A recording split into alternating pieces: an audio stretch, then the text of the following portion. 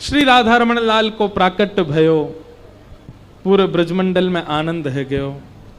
हम ब्रजवासीन को हमारे चौथे निधि के रूप में श्री राधा रमण लाल प्राप्त भय।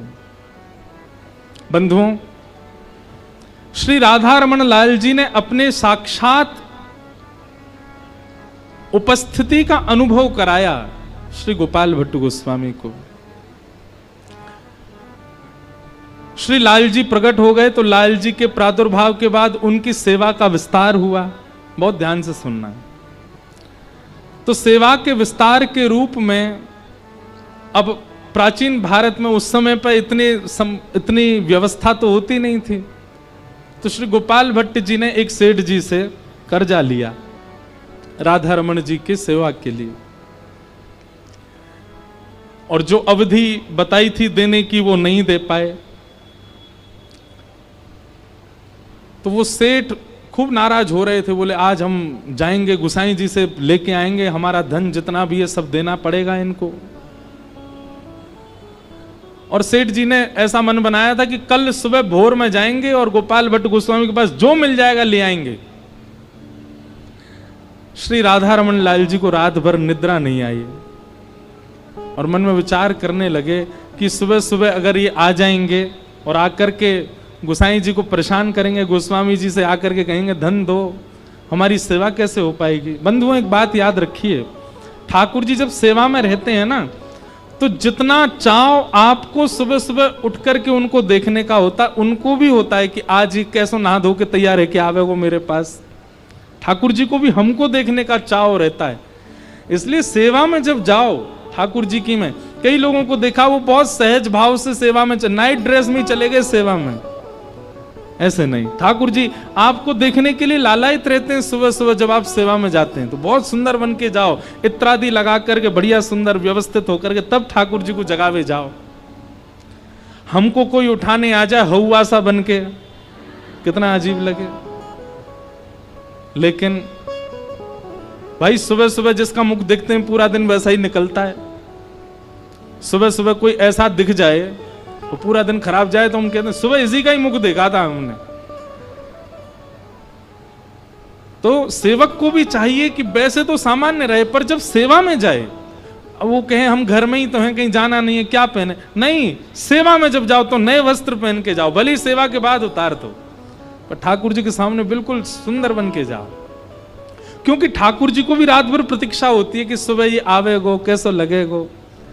गोपाल भट्ट गोस्वामी, अगर सेठ जी सुबह आ गए तो गोपाल भट्ट गोस्वामी सेवा में नहीं आ पाएंगे। राधा रमण जी को लगा कि हम उनको देख नहीं पाएंगे। तो महाराज ब्रह्म मुहूर्त में मंगला आरती से पहले ही राधा रमण जी ने गोपाल भट्ट जी का रूप धारण कर लिया, और रूप धारण करके जितना धन उस सेठ का था सारा धन लेकर के गए, और सेठ के यहां सुबह ही सुबह उसका गेट दरवाजा खटखटा दिया, खोलो। सेठ जी निकल करके आए, बोले अरे हम तो आज आपके पास ही आने वाले थे।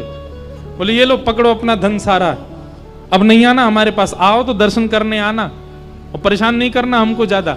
मतलब राधा रमण जी मानो ये कहना चाह रहे हैं गोपाल भट्ट जी को परेशान मत करना, हमारे सेवक हैं।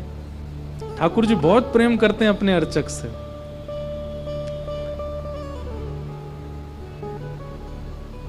आप वापस जाकर के व्यवस्थित अपने रूप में हो गए। गोपाल भट्ट जी को भी उसने संदेश पहले ही भेज दिया था कि इस दिन सुबह सुबह हमको धन दे दीजिएगा।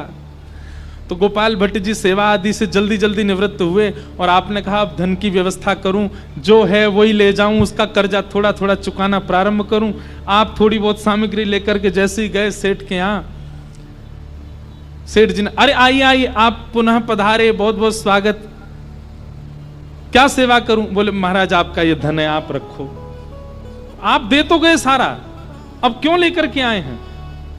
गोपाल भट्ट गोस्वामी बोले हम कब दे गए आपका धन, अभी तक तो दिया नहीं, और जो अवधि थी उस पर भी नहीं दिया, अब उसके बाद हम थोड़ा बहुत देने आए हैं, आप रख लीजिए। सेठ जी बोले आज सुबह सुबह आप आए थे, ये देखिए पूरी पोटली दिखाई, सारा धन आप दे करके चले गए। गोपाल भट्ट गोस्वामी बोले मैं तो आया ही नहीं, मैं तो सुबह मंगला से सेवा से अभी निवृत्त होके आया हूं।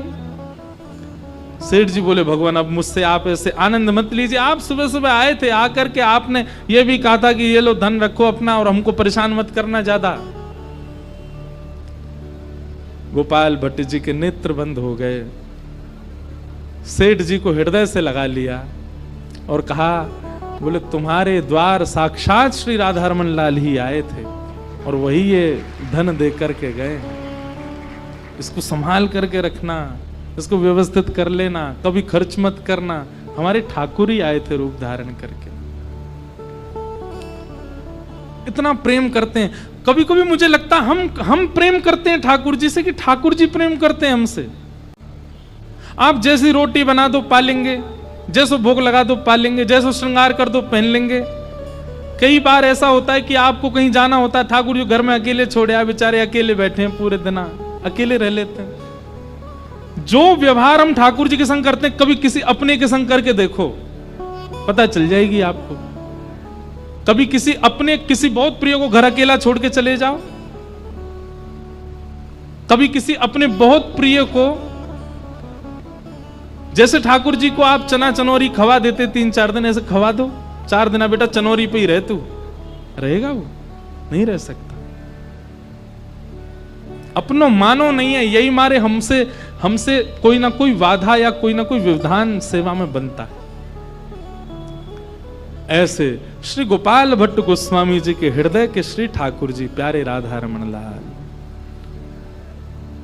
राजत वनमालम रूप रसालम राधा रमण हरे हरे। राजत वनमालम रूप रसालम राधा रमण हरे हरे। राधा रमणम हरे हरे। राधा रमणम हरे हरे। गोरज मुख लसितम भक्त चितवसितम राधा रमणम हरे हरे। राधा रमणम हरे हरे। ब्रज जन प्रियतम बाल मुकुंदम राधा रमणम हरे हरे। राधा रमणम हरे।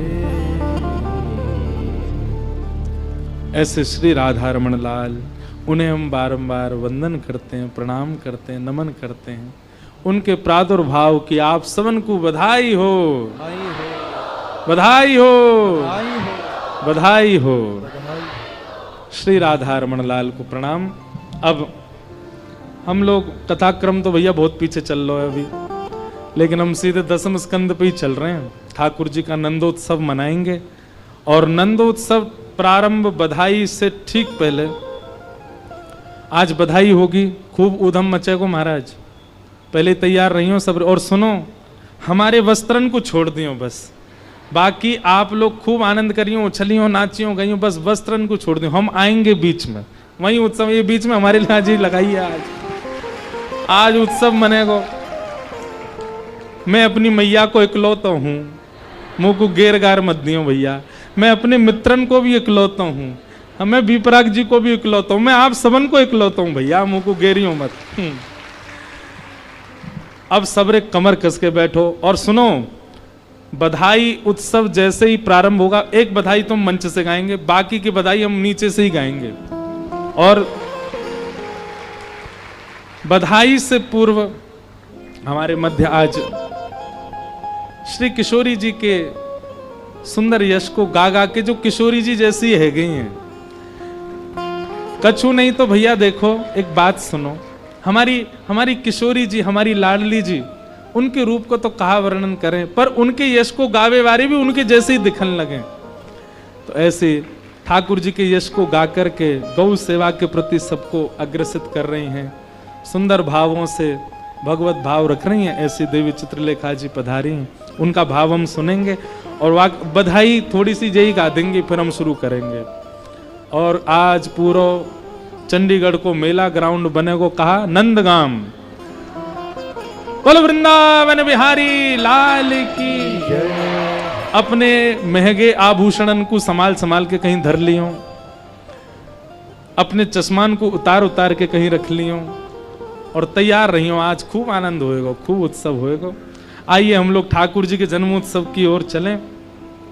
4 दिन से श्री सुखदेव जी महाराज परीक्षित को कथा सुना रहे हैं और कथा सुनते सुनते सुखदेव जी महाराज ठाकुर जी के प्रादुर्भाव की लीला सुनाते हैं। भगवान गोकुल में प्रकट हुए, प्रकट होकर के भगवान मथुरा चले गए, मथुरा से गोकुल आ गए, गोकुल से वृंदावन गए, वृंदावन में ये लीला की। समस्त लीलाओं को करके ठाकुर जी मथुरा आए, मथुरा के कंस को मारा, द्वारिका जाकर के 16,108 ब्याह किए, महाभारत का युद्ध करा के भगवान अपने धाम को चले गए। 2 श्लोकों में पूरी कृष्ण कथा सुना करके श्री सुखदेव जी शांत हो गए। परीक्षित जी महाराज चरणों में प्रणाम करते हुए कहने लगे, भगवान कथितो वंश विस्तारो भवता सौम्य सूर्ययो राज्ञाम चोभय वंश्यानां चरितम परमाद्भुतम। आप ठाकुर जी के यश को इस प्रकार थोड़ा थोड़ा मत सुनाइए, पूरा आपने इतने राजाओं की कथा विस्तार से सुनाई, उनको भले ही कम कर दीजिए, पर ठाकुर जी की लीला विस्तार से सुनाओ, मेरी आपसे प्रार्थना है। शुकाचार्य जी बोले, तुम 4 दिन से एक ही आसन पे बैठे हो, कुछ खाया भी नहीं, कुछ पिया भी नहीं, थोड़ा उठ लो। परीक्षित जी महाराज कहते हैं, भगवान आपके मुख से इतनी मधुर कथा सुनने के बाद में मुझे व्यंजनों की इच्छा नहीं हो रही है। मेरा मन नहीं हो रहा कि मैं जाऊं, जाकर के भोजन करूं, जलपान करूं, थोड़ा उठ जाऊं, नहीं, आप कथा सुनाइए बस। पिबंतम त्वं मुखाम्भोज च्युतम हरि कथामृतम। आपके मुख रूपी कमल से, मुख रूपी चंद्र कमल से जो ये ठाकुर जी की कथा, यहां पर जो शब्द है उसका अर्थ है चुचाना, चुचा रही है। चुचाना समझते हैं? जैसे रसगुल्ला जहां रखा होता है, अगर वो थोड़ा सा लीकेज हो जाए तो धीमे धीमे धीमे धीमे धीमे वो रसगुल्ला पूरा अपना जो रस है वो बिखेर देता है। वो धीमे धीमे जो रस निकलता है उसको कहते हैं चुचाना ब्रजभाषा में। बोले महाराज आपके मुखमंडल से ठाकुर जी का यश जो ये चुचा रहा है ना, इसी से ही मेरी निवृत्ति हो रही है, इसी से ही मेरी भूख प्यास सब पूर्ण हो रही है। मुझे नहीं लग रही भूख, नहीं लग रही प्यास, आप तो बस कथा सुनाओ। हम देखते हैं यहाँ पे कितनी जल्दी लोग आकर के सब बैठ जाते हैं, आकर के अपना स्थान ग्रहण कर, और रात्रि पूरा उत्सव वो संकीर्तन चलता, तब तक लोग बैठे ही रहते हैं। मुझे ये लगता है ये कब पाने जाते होंगे। इस बीच में हमारे 3 बार तो भोजन हो जाते हैं।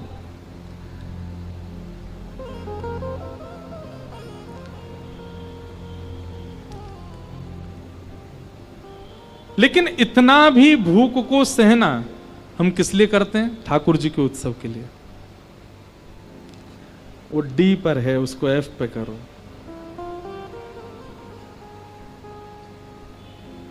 बोलो वृंदावन बिहारी लाल की। शुकाचार्य जी के इस भाव को, परीक्षित जी के इस भाव को सुनकर के सुखदेव जी महाराज कहते हैं, अब तुम्हारा जो भाव है इससे हमें लगता है कि अब तुम अधिकारी हो ठाकुर जी की कथा में प्रवेश के। चलो अब हम तुम्हें कृष्ण लीला में प्रवेश कराते हैं। वसुदेव ग्रहे साक्षात भगवान पुरुष परः जनिष्यते तत्प्रियार्थम सभवन्तु सुरस्त्रिय। करके पृथ्वी को पहले ही आश्वासन कर दिया कि हम वसुदेव जी के यहां पुत्र बनकर के आएंगे। क्यों? पृथ्वी ने भगवान से प्रार्थना की थी कि भार बहुत बढ़ गया है ना, तो इसका कुछ उपाय बताओ। तब ठाकुर जी ने आकाशवाणी करके कहा कि हम ही साक्षात भगवान ही कृष्ण रूप धारण करके आ रहे हैं और वसुदेव जी के यहां जन्म लेंगे, और जन्म लेकर के आपके समस्त भार को हम हल्का करेंगे, प्रतीक्षा करो। इस आकाशवाणी को भगवान ने ब्रह्मा जी को सुनाया, ब्रह्मा जी ने समस्त देवी देवता और पृथ्वी को सुनाया। ये बात सुनकर के सारे देवी देवता ब्रजमंडल में आ गए। कोई वृक्ष बने, कोई पत्र बने, कोई गैया बने, कोई बछड़ा बने, कोई बछिया बने, साक्षात महादेव नंदग्राम पर्वत बने, साक्षात ब्रह्मा जी बरसाना पर्वत बने और साक्षात नारायण श्री गोवर्धन पर्वत के रूप में विराजमान हो गए। ब्रजमंडल में एक कण भी ब्रह्मा जी ने नहीं रखा है। यह सब किशोरी जी के द्वारा व्यवस्थित है और सब देवी देवता ही ब्रजमंडल में आए, इसलिए वृंदावन में सब पूजनीय है, सब वंदनीय है। सब ने आकर के रूप धारण किए। अब यहां सूरसेन एक मंडल है, उस सूरसेन मंडल के राजा का नाम ही सूरसेन है और सूरसेन के पुत्र का नाम, सूरसेन मंडल के राजा सूरसेन, उनके पुत्र का नाम वसुदेव, और मथुरा मंडल के राजा उग्रसेन, उग्रसेन के पुत्र का नाम कंस, कंस के चचेरी बहन का नाम देवकी। आपने अपनी चचेरी बहन का ब्याह सूरसेन राजा के पुत्र वसुदेव जी से किया। वसुदेव जी की 6 पत्नियां और हैं। इस प्रकार आपका विवाह, 7वां विवाह देवकी जी के साथ में हुआ। कंस अपनी बहन को विदा करने के लिए जा रहा था, तभी भगवान ने आकाशवाणी करते हुए कह दिया, अरे कंस, जिस बहन को तुम विदा करने जा रहे हो इसी का ही 8वां बालक तुम्हारा काल होगा। अपना काल जान करके कंस ने तुरंत तलवार निकाल करके अपनी बहन के सर के धड़ को अलग करना चाहा। वसुदेव जी ने चरण पकड़ लिए, बोले महाराज कंस, इनको मत मारो, आपको पीड़ा बालक से है ना, हम बालक आपको दे देंगे, पर इनको मत मारो, तुम्हारी बहन है और ये निर्दोष है, इन्होंने कुछ नहीं किया। कंस ने मुक्त कर दिया। आपकी बात पर विश्वास कर रहा हूं, सारे बालक लाकर के मुझे देना। 6 बालकों को वसुदेव जी ने कंस को दे दिया और 6 बालक कंस ने मार दिए। 7वें बालक के रूप में देवकी मैया के गर्भ में श्री बलराम जी पधारे।